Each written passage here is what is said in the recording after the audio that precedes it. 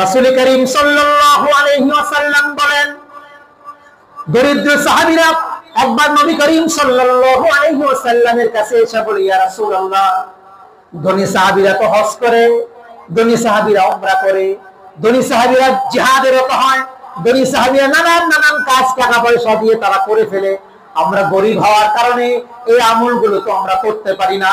নবী গো, এমন কিছু আমল কি আমাদেরকে বলবেন যে আমলগুলো করলে তারা টাকা দিয়ে হজ কইরা যা সওয়াব কামায়, আমরা টাকা ছাড়াও সে সওয়াব কামাইতে পারবো?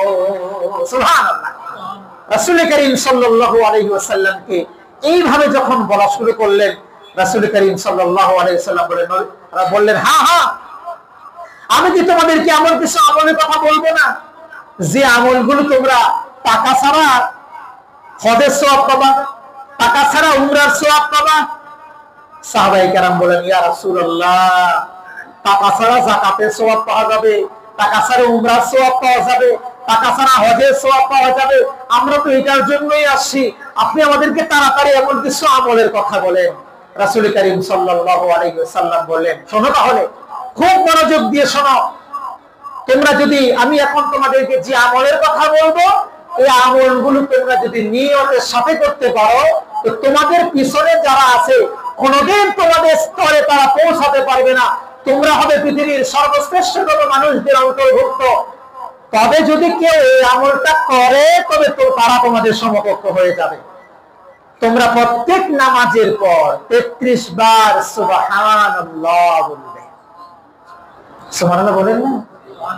33 বার আলহামদুলিল্লাহ বলবে।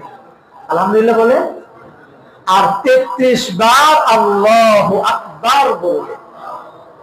অন্য হাদিসে 33 বার আল্লাহু আকবারের জায়গায় 34 বারও এসেছে। আপনি যেটা পড়েন হাদিস অনুযায়ী আমল হবে ইনশাআল্লাহ।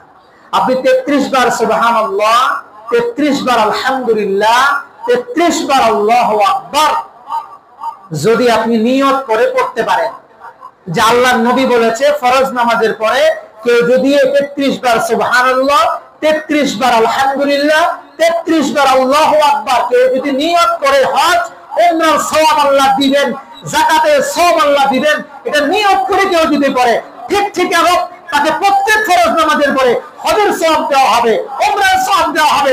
ধনী থাকলে ধনীরা যাকাত দিলে যা সওয়াব হয়, আল্লাহ তার আমলনামায় সেই সওয়াব দান করবেন। খুব কঠিন একটা আমল করলাম না? এটা আমরা কেউ আগে জানতাম না, সবাই জানি, খালি জানি না, আমলও তো করি, ঠিক না? আমলও করি, লেকিন আমলের সময় নিয়ত করি না। আমাদের অভাবটা কোন জায়গায়? এটা করলে যে আল্লাহ হজ উমরার সওয়াব দিবে, এটা আমাদের অন্তরে হাজির থাকে না। আজকে থেকে এই আমলটা করার সময় অন্তরে খেয়াল করব, রব বলেছেন, হাবিবে কিবরিয়া বলেছেন, কেউ যদি এই আমলগুলো করে তো আল্লাহ তাআলা তার হজের সওয়াব দিবেন, উমরার সওয়াব দিবেন, যাকাত আদায়কারীর সওয়াব দিবেন। ইনশাআল্লাহ আমল করা যাবে, ইনশাআল্লাহ নিয়ত করা যাবে, ইনশাআল্লাহ। এখানে শেষ না, দেখেন 2 নাম্বারটা, 2 নাম্বার আরেকটা আমলের কথা বলি। রাসূল করিম সাল্লাল্লাহু আলাইহি ওয়াসাল্লাম বলেন, মান সাল্লাল গাদাতা ফি জামাআতিন সুম্মা ক্বাআদা ইয়াযকুরুল্লাহ হাত্তা তাতলুআ আশ-শামস সুম্মা সাল্লা রাকাআতাইন কানাত লাহু কাআজরিন হাজ্জাতিন ওয়া উমরাতিন। ক্বালা রাসূলুল্লাহ সাল্লাল্লাহু আলাইহি ওয়াসাল্লাম তাম্মাতিন তাম্মা। সুবহানাল্লাহ বলেন। রাসূল করিম সাল্লাল্লাহু আলাইহি ওয়াসাল্লাম বলেন, যে ব্যক্তি ফজরের নামাজ জামাতের সাথে আদায় করলো, আদায় করার পর সূর্য ওঠা পর্যন্ত বসে বসে আল্লাহর জিকির করলো। কি করলো? কার জিকির? আল্লাহর জিকির। মনে রাখবেন, কার জিকির? আল্লাহ। কোন গায়রুল্লাহর জিকির করা যাবে না। আমাদের দেশে অনেক জায়গায় গায়রুল্লাহর জিকির হয়। গায়রুল্লাহ কি বুঝেননি? অনেক সময় এটাই তো হুজুর গায়রুল্লাহ বলতেছেন, এটাই তো বুঝলাম না, এটা কি মাথায় দেখে না খায়? গায়রুল্লাহ মানে আল্লাহ ব্যতীত অন্য কারো নাম ডাকা। আল্লাহ ব্যতীত অন্য কারো নাম ডাকা। এবার বাংলায় বললাম, চিন্তা করে দেখেন, আল্লাহ ছাড়া অন্য কারো নামে জিকির হয়নি? হয়, আমাদের দেশে হয়, নানান জায়গায় হয়। একটু যদি চোখটা বন্ধ করেন দেখবেন যে পাওয়া যায়। আশপাশে পাওয়া যায়। যারা সচেতন তারা বুঝে গেছে, পাওয়া যায় না? পাওয়া যায়। আল্লাহ ছাড়া যার নাম ডাকা হবে এটাই গায়রুল্লাহ। আর আল্লাহ ব্যতীত অন্য কারো নামে জিকির করা শিরক। আল্লাহ ব্যতীত অন্য কারো নামে জিকির করা কি বলেন? শিরক। এমনকি আচ্ছা একটা উসুল বলে দেয়, তারপরে আপনি এটা বিনয় নিয়েন। এই পৃথিবীতে আল্লাহর পরে সমস্ত মাখলুকাতের মধ্যে সবচাইতে ঊর্ধ্বে, সবচেয়ে উন্নত জায়গায়, সবচেয়ে উঁচু মাকামে যার নাম, তিনি কে? মুহাম্মদুর রাসূলুল্লাহ সাল্লাল্লাহু আলাইহি ওয়াসাল্লাম। একটা কথা বলে দেই, মুহাম্মদ মুহাম্মদ মুহাম্মদ এটা বললেও শিরিক হয়, আর কোনটা বললে শিরিক নয়? বুঝেন নাই? বুঝেন না, এখনো বুঝেন না আপনারা? আরে মুহাম্মদ এই যে নামটা, এটা আল্লাহর পরে সমস্ত মাখলুকাতের উপরে জায়গা না? মাখলুকাতের সবচেয়ে উপরে কার নাম? মুহাম্মদ সাল্লাল্লাহু আলাইহি ওয়াসাল্লাম। শুধু কেবলমাত্র সম্মানের দিক থেকে, মর্যাদার দিক থেকে, সকল দিক থেকে আল্লাহর নিচে, আর সকল মাখলুকাতের সবচেয়ে মর্যাদা সবচেয়ে উপরে। এই নামেরও জিকির করা যায় না। এবার আর কার নামের জিকির করা যায়? আসেনি আর কারো নামে জিকির করা? সে যত বড় ওলি হোক, যত বড় কুতুব হোক, যত বড় আবদাল হোক, যত বড় পীর ফকির হোক, কারোর নামে জিকির করা বৈধ? আওয়াজ করে বল, বৈধ? বৈধ না। মুহাম্মদ সাল্লাল্লাহু আলাইহি ওয়াসাল্লামের নামে কি করতে হবে? তার জন্য দুরূদ পড়া লাগবে। তার জন্য কি পড়া লাগবে?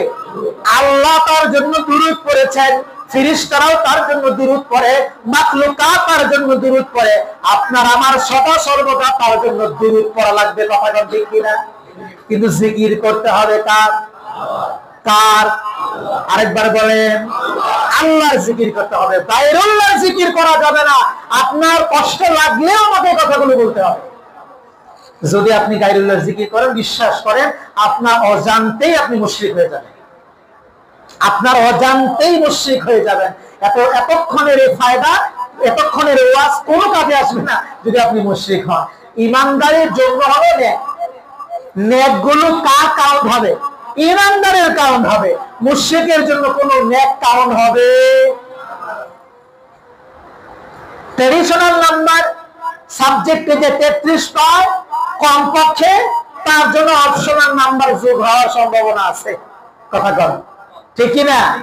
কিন্তু অপশনালে আপনি 100 পাইলে হবে কি? 2 নম্বরে তো ফেল করা। 2 নম্বরে কি? ফেল করা। তো এই অপশনাল আপনার কোনো কাজে আসবে? এই অপশনাল দরকার নাই আমাদের দরকার কি? ট্রেডিশনালে কমপক্ষে 5 নম্বর, কমপক্ষে।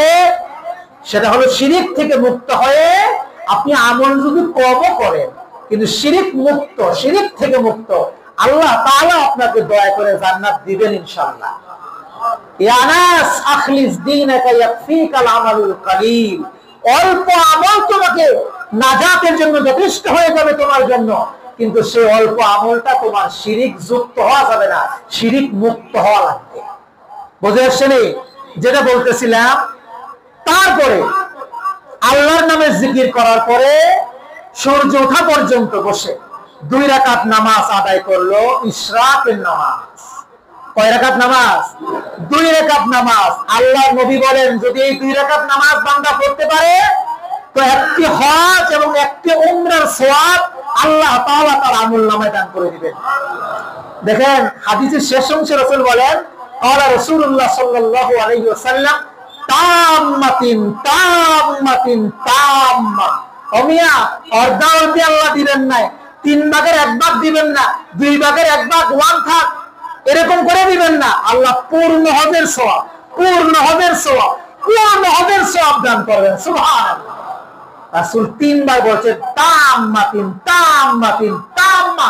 পূর্ণ হজ, পূর্ণ উমরা, পূর্ণ হজ, পূর্ণ উমরা, পূর্ণ হজ, পূর্ণ উমরার সওয়াব আল্লাহ তাআলা সেই বান্দার আমলনামায় লিখে দিবেন। সুবহানাল্লাহ।